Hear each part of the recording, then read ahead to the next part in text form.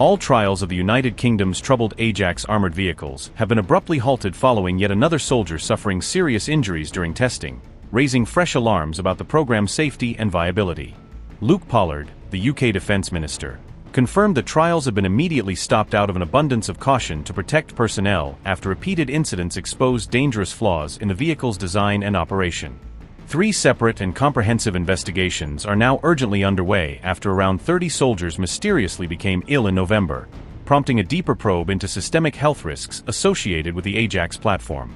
Pollard explained that trials had controversially continued to provide critical comparison data for the 23 vehicles directly associated with the wave of soldier sickness reported just last November, despite mounting red flags.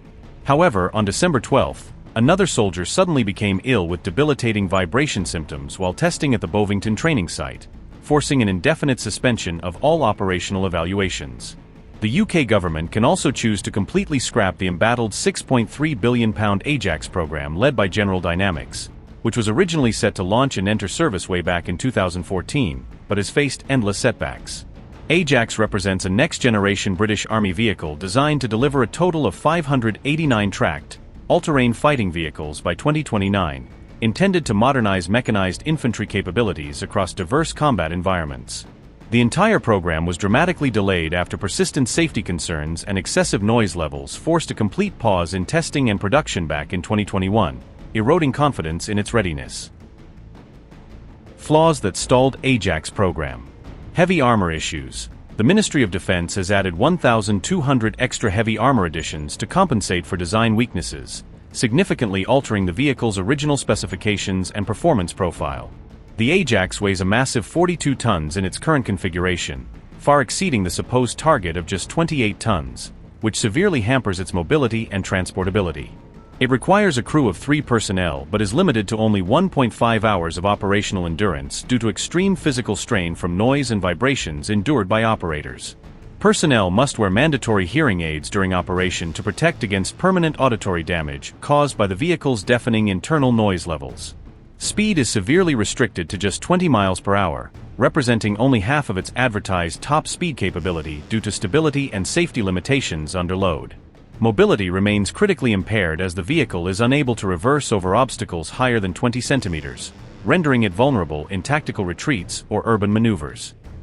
The program has been relentlessly beset by repeated delays and scandals, as excessive noise and violent vibration have directly injured soldiers and undermined the vehicle's battlefield reliability from the outset. Pollard had previously expressed that he was utterly disgusted that soldiers were being injured after he had personally assured Parliament and the public that the Ajax vehicles were fundamentally safe for operational use.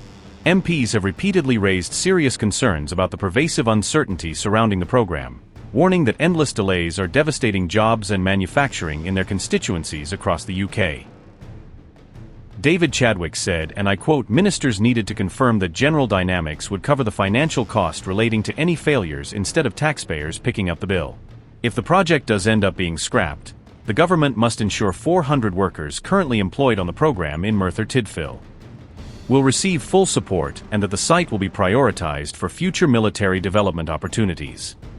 Unquote.